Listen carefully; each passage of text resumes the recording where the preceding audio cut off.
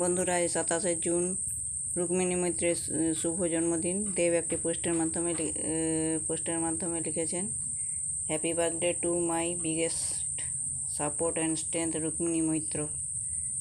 দেব এই পোস্ট করেছেন, রুক্মিণী মৈত্রের সঙ্গে নিজের ছবি পোস্ট করেছেন ফেসবুকে। আজ রুক্মিণী মৈত্রের শুভ জন্মদিন। রুক্মিণী মৈত্র তার শুভ জন্মদিন পালন করলেন দেব এবং বাড়ির সকলের সাথে।